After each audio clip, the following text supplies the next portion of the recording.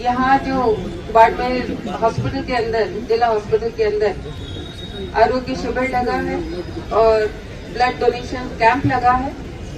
आदरणीय मुख्यमंत्री बद्रीलाल जी के कार्यक्रम में अध्यक्ष के रूप में हमारे बीच में चौटिल से विधायक आदरणीय आदूराम जी मेघवाल साहब, विधानसभा में सबसे ज्यादा हाजिरी और उपस्थित रहने वाले, सजग रहने वाले ऐसे विधायक और बहुत ही सक्रिय। और मैं तो हमेशा कहती हूँ भाई साहब, आपका बस चले तो चौटन को एक जिला बना लो आप, क्योंकि जब भी कोई डिमांड कहीं करता है भाई साहब का पहले होता है अरे ये मेरे चौटन में चाहिए। कोई कॉलेज हो, कोई हॉस्टल हो, कोई भी हम डिमांड करेंगे, भाई साहब आदूराम जी कहेंगे अरे ये मेरे चौटन में चाहिए। मैं क्यों भाई साहब चौटन आप जिला बना लो, ऐसे करते करते। तो बहुत सक्रिय है ऐसे हमारे साथी, मेरे साथी आदरणीय आदूराम जी मेघवाल साहब।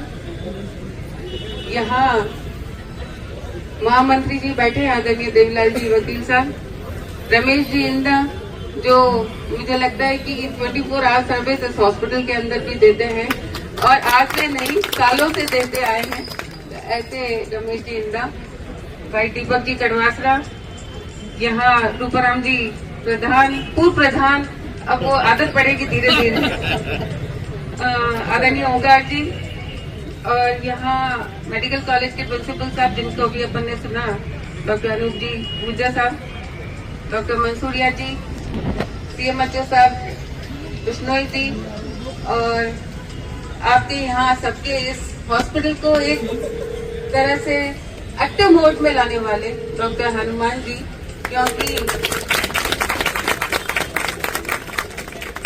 क्योंकि देखिए काम तो सभी करते हैं। डॉक्टर मंसूरिया जी थे, उन्होंने अपने पूरे प्रयास किए और इस स्टेज तक एक हॉस्पिटल को लेकर आए, लेकिन चैलेंजेस सबके सामने होते हैं और उन चैलेंजेस को जैसे जैसे नए लोग आते हैं वो और दूसरे तरीके से उसको हैंडल करते हैं। तो बाड़मेर जिले की तरफ से बहुत बहुत बधाई देती हूँ, शुभकामनाएं देती हूँ। आज उनका जन्मदिन है, तो इस अवसर पर हम सब यही प्रार्थना करते हैं कि वो दीर्घायु हो, यशस्वी बने और राजस्थान की सेवा का संकल्प जो उन्होंने लिया है उस संकल्प को बहुत बहुत बधाई और शुभकामनाएं देती हूँ। अभी मैंने सुना डॉक्टर अनूप जी को, मेडिकल कॉलेज के प्रिंसिपल साहब हैं, उनकी बात को सुनकर बड़ी तसल्ली हुई कि अपना बाड़मेर का जो कॉलेज है, क्योंकि आप NMC के अंदर बहुत सारे कॉलेजेस को विजिट कर आए हैं और टीम के मेंबर रहे हैं, और अगर उनके मुंह से ये बात निकलती है तो निश्चित रूप से हम सबके लिए ये गर्व की बात है, गौरव की बात है कि हमारे बाड़मेर का कॉलेज एक बहुत अच्छे मापदंड को पूरा करता है। और इसके लिए पूरी ये टीम, यहाँ की टीम, एडमिनिस्ट्रेशन की टीम, सभी का योगदान रहा है। और अभी कुछ समय पहले भी जब हम अपनी जिले की मांगों को लेकर वहाँ मंत्री जी के पास गए थे, तब भी आपने बताया कि आपने कॉलेज की बहुत सारी डिमांड है, 21 डिपार्टमेंट्स की करीब 90 करोड़ की डिमांड की भी है बजट की। तो 21 डिपार्टमेंट्स का 90 करोड़ का डिमांड है और मुझे पूरा विश्वास है कि आने वाले समय में 90 करोड़ की जो डिमांड है वो फाइनेंशियल सैंक्शन हो जाएगी और अपन को जितनी भी सुविधाएं हैं वो यहाँ पर मिल जाएंगी। तब और जब ये पूरा सैंक्शन हो जाएगा तब तो अपने हॉस्पिटल और कॉलेज एक अलग ही मुकाम पर पहुंचेगा। क्योंकि देखिए कोई भी चीज स्टार्ट करते हैं तो उसको समय लगता है पूरा डेवलप करने में। एकदम शुरू करते ही पूरा कॉलेज नहीं डेवलप हो जाता। अगले साल PG भी हो सकता है। अच्छा, ये देखिए डॉक्टर हनुमान जी कह रहे हैं, देखिए ये है पॉजिटिव। 47 सीटों का हमने प्रपोजल दिया है। हाँ।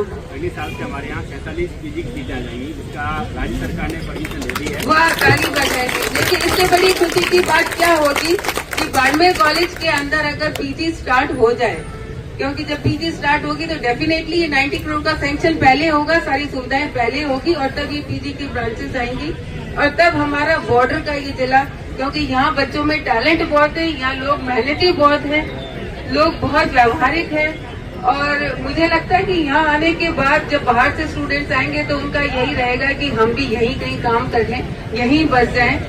मैं धन्यवाद देना चाहूंगी सबसे पहले तो आदरणीय हेल्थ मिनिस्टर गजेंद्र सिंह जी को, क्योंकि हमारे बाड़मेर जिले के अंदर हम सब जानते थे कि डॉक्टर्स की कितनी भारी कमी है, नर्सिंग स्टाफ फैकल्टी की कितनी कमी थी, लेकिन आदरणीय गजेंद्र सिंह जी की जानकारी में जब आया और आदरणीय मुख्यमंत्री भजनलाल जी का था कि हम हर साल 1 साल में 1 लाख युवाओं को रोजगार देंगे, तो ये जो डॉक्टर्स है आज के दिन मुझे नहीं लगता कि कोई भी ऐसी पीएचसी बची होगी जहाँ पर मेडिकल ऑफिसर ना हो।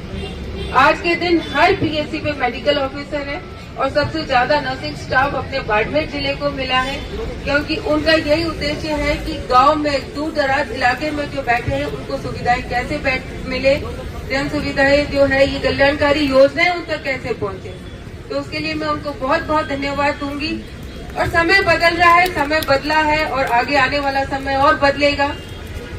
हम जानते हैं, जैसा कि आगुराम जी ने भी कहा कि इंसान को या तो भगवान दिखाई देता है या फिर डॉक्टर दिखाई देता है, और एक समय आता है जो वो डॉक्टर भगवान के बराबर होता है।